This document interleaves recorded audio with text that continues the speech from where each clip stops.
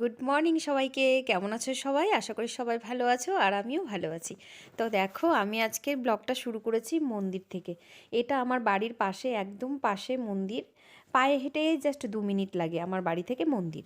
তো এই মন্দিরে চলে এসেছি, মন্দির থেকে ব্লগটা শুরু করলাম। আজকে তো রামলালার প্রাণ প্রতিষ্ঠা হবে, তো সেই জন্য আমাদের এখানেও রামের পুজো হবে অযোধ্যাতে, কিন্তু সব জায়গাতেই সবাই মানাচ্ছে না, তো আমাদের এখানেও হচ্ছে। আর দেখো, লোকের ভিড় দেখে বুঝতেই পারছো কী পরিমাণে লোকজন।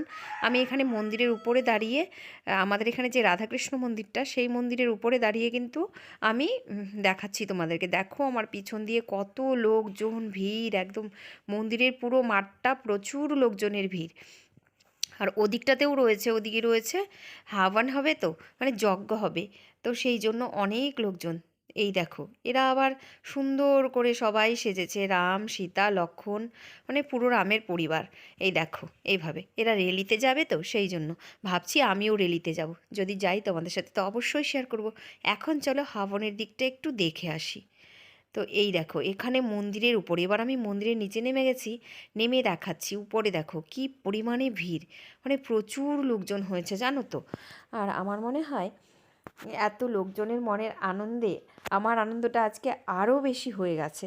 দেখো, আর এদিকে বলেছি না তোমাদের যজ্ঞ হবে, তো এখানে হবে যজ্ঞ, সেজন্য এই দেখো এদিকে প্লাস্টিক পেতে দিয়েছে আর সবাই বসেছে।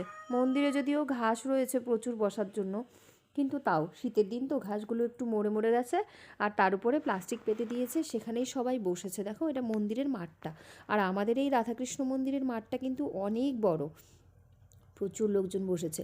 আর এদিকে দেখো রয়েছে সব পুজো হয়েছে, সব প্রসাদগুলো এদিকে সবার নামের নামে যে থালাতে রয়েছে সেভাবেই খুঁজে খুঁজে সবাই নিচ্ছে। এখানে বারান্দায়, মন্দিরের বারান্দাটায় বের করে দিয়েছে, এখান থেকে সবাই খুঁজে খুঁজে নিজেদের প্রসাদটা নিচ্ছে। তো এই দেখো কতজন দিয়েছে, তাহলে দেখলেই বুঝতে পারছো, আর সবাই নিয়েও গেছে।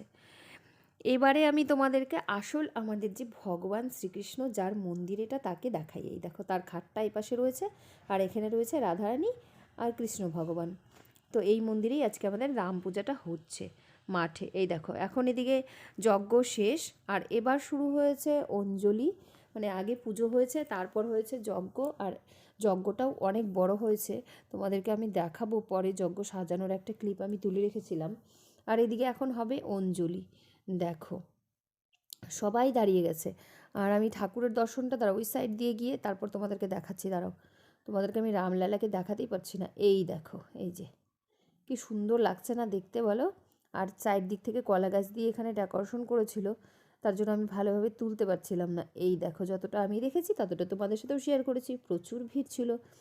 তো এই যে এখানে বললাম না তোমাদেরকে কিছুক্ষণ আগে যে আমি যজ্ঞের জায়গাটা তোমাদেরকে দেখাবো। এই দেখো, আমি এই ক্লিপটা আগেই তুলে রেখেছিলাম।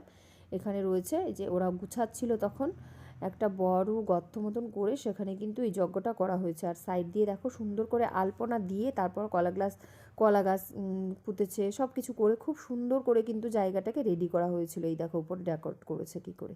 যজ্ঞর যে হবে, হাবন হবে না, ওই হাবনের জায়গাটা দেখো কি সুন্দর করেছে। কি ভাল লাগছে না দেখতে? আমার তো ভীষণ ভাল লাগছে, দেখেই মন ভরে যাচ্ছে।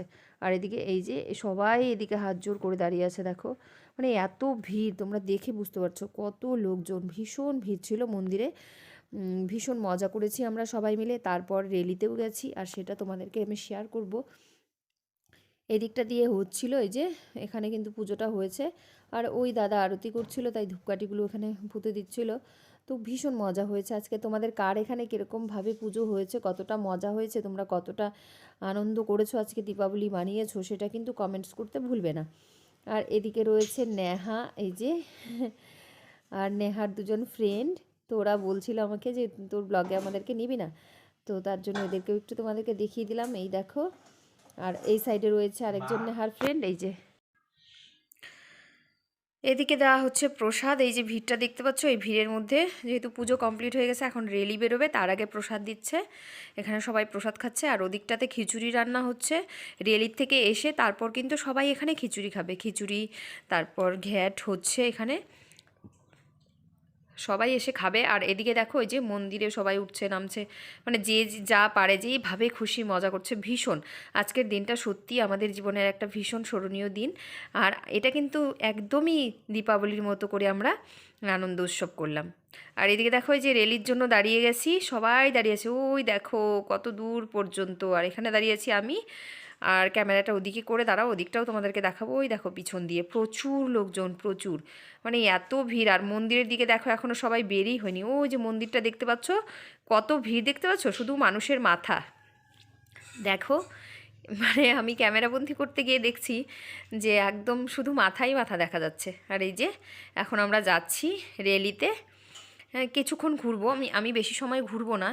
এখন সময় বাজে 3:30, আর আমি খুব তাড়াতাড়ি চলে আসবো। আমি 1 ঘন্টা মতো ঘুরবো, তাড়াতাড়ি চলে আসবো, তারপর আর যাবো না। আর সবাই আরও অনেক দূর দূর যাবে, কিন্তু আমি যাবো না, জানো তো আমার পাটায় না প্রচণ্ড ব্যথা হচ্ছে।